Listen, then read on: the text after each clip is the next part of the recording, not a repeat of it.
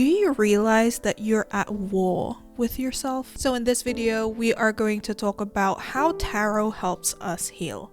How tarot actually provides us a path towards recovery in a world where we're so fucking afraid of emotions. We bypass our emotions, and how bypassing emotions is a pretty urgent problem that we have in our society. What kind of world we are actually building when we deny, when we ignore all those things, right? Before we get started, I do want to lay out a few disclaimers, and I know that you are gonna be tempted to just skip through this, but that's your own discretion. But I just wanted to let you know that I am not a mental health professional in any way. I am just someone who is on a journey to soothing childhood wounds. I am a tarot reader myself. If you're into astrology, as someone who has a Gemini stellium, I have a Sagittarius rising, my Saturn is in Pisces in my 4th house. Basically, for normies out there, it means that I do love learning, and I'm someone who has a little stack of books around trauma on my bedside table. So take everything with a pinch of salt. As always, use your own discernment, do your own research, outside of this. So, thank you for listening to this disclaimer. So, what does bypassing emotions even look like? So some of the ways that we like to bypass our emotions is by ignoring our emotions. When a difficult emotion come up, you just kind of ignore it. You kind of just go through your day. You try to even distract yourself, right? You just grab your TV remote, turn on Netflix, just in the background. You're not even maybe really paying attention to it. Or maybe you do binge season 3 of Avatar: The Last Airbender, even though you have watched all the episodes about 8 times as a child, but anything but feeling your fucking emotions, right? Or maybe you have a habit of thinking your way out of a feeling. Again, if an emotion rises up, you try to analyze it, you talk through it with your friend, but you're kind of doing it in an unhealthy way where you kind of just replay the situation that made you feel these really uncomfortable emotions as if it's a movie, and you just kind of fanning the fire to the flame. What's the fucking word? You're just fanning the flame. You're just kind of inflaming the situation in your head, in your emotions, and you're not actually processing those emotions because you keep thinking about it, right? You can't think your way out of a feeling. Maybe you like to pretend everything is okay. You lie to your friend when they are asking you how you are doing, and you're just kind of yeah, I'm fine, even though everything is burning. It's just kind of this meme. This is really honestly pretty dangerous because, and I'm quoting from the book The Body Keeps the Score, which I am going to do very often. This is going to be my point of reference. As long as you keep secrets and suppress information, you are fundamentally at war with yourself. I know that we were just talking about how you're venting to your friends and just thinking and inflaming that situation and not really processing, but we also tend to just keep all these emotions to ourselves, right? And again, not really processing it. In fact, we're just kind of letting it fester and just boil and just kind of let the emotions eat us away, right? When you deny yourself, it actually takes a lot of energy to be inauthentic.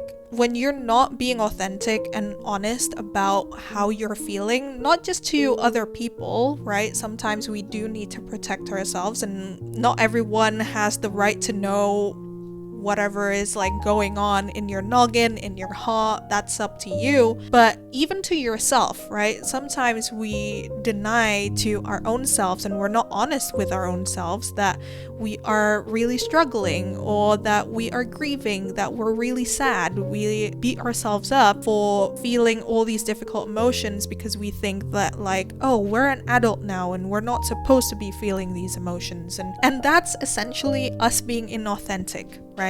It takes a lot of energy, and so you don't have motivation to pursue your goals. You might even feel bored. You might even like shut down from the world, and you don't have, I already mentioned this, but you don't have energy to pursue anything that your heart is actually longing for, because you have spent all this energy putting on this mask. This is where stress hormones just like take over the body, leading to headaches, muscle aches, bowel problems, irrational behavior, and it eats away our sense of identity, our sense of purpose, when we keep denying and bypassing our emotions.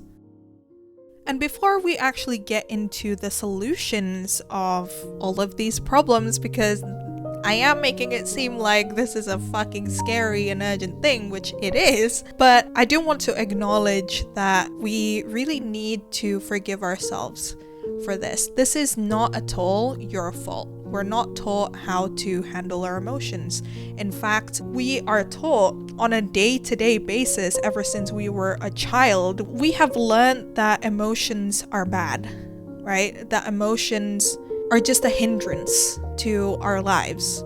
If we have emotions, it means this, and that, right? It means that we're weak. It means that we're sensitive. If you are a male, then you are going to be seen as a sissy or whatever, right? It really, honestly, it makes sense that we bypass our emotions and not want to feel them, right? Because it can be really, really overwhelming.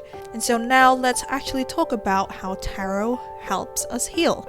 The reason why tarot helps us heal is that it reflects back what is actually inside of us externally. What we have learned from people like Bessel van der Kolk, which I already told you is gonna be the main point of reference for this video. Mirroring is actually really healing.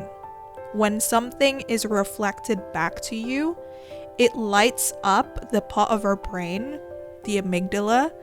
It kind of like lights up, and we kind of have that kind of like light bulb moment or like aha moment, and we feel like our feelings are validated. Sometimes you see a tarot card and you're thinking like, hey, I see myself, like that looks familiar. I have been in that position before, right? You can see yourself in the cards. And the thing about tarot is that I think the information that comes out, the messages that comes out, are all coming from within us, right? That is why tarot can be such a healing tool in our life, especially, well, for me, I was like super isolated, and when you don't really have people who are safe enough that you can trust enough to reflect back these things to you, sometimes tarot can be a really helpful tool for that, because you can, well, if you read for yourself, then you can kind of like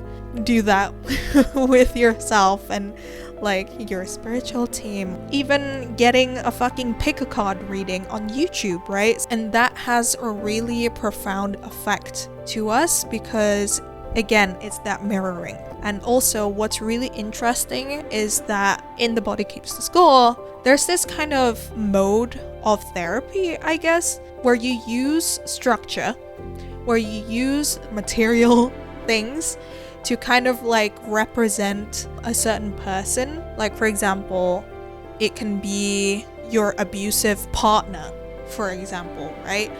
That I hope you have already broken up with. So we use something that is in the 3D world, like a chair, and you pretend like that is your abusive partner, and you kind of like have this whole thing, and you have to be witnessed by like a therapist or like a professional, right? And that other person's job is to kind of like reflect what it is that you're saying. So you're kind of like role playing in a way, like you're acting like you are having a conversation with a difficult person in your life. And so what we have learned from that type of therapy is that seeing things in the material world helps us heal. That's why I'm saying like tarot can really help us in our path towards recovery, because tarot is a thing that we can actually like feel in our hands, right? It is something that we can actually see, we can touch, we can lick, we can taste, you know, like it's something real outside, and like something that you are experiencing internally can be reflected in that thing that actually exists in this really 3D world, right? Because sometimes it's like really difficult to express something that you actually feel in your body. Like that's why, again, language is also very healing, because it helps us communicate with other people what is actually going on inside of us. And that's the only way that that person, you know, other people can experience what we are experiencing, right? I love that the sun is actually really setting now, and you can see the room slowly getting darker and darker. But anyway, tarot also helps us understand our past. And this is a key element towards healing as well. When we understand where our trauma comes from and when it started, it can actually help shed self-blame. Sometimes we like to blame ourselves, right? This thing happened because I'm incompetent. This thing happened because I'm stupid. This thing happened because I'm not worthy. I'm not good enough. Blaming ourselves only, again, is fanning the flame. Tarot can help us really understand our past. It can help us make sense of what has happened to us, a situation, a relationship, what's going on inside of you as well. Tarot is seriously just so much more than just fortune telling. If you check out this video next, here are the ways that tarot has really shifted paradigms in my life and how it even soothed my debilitating shame. So hopefully see you there. Bye.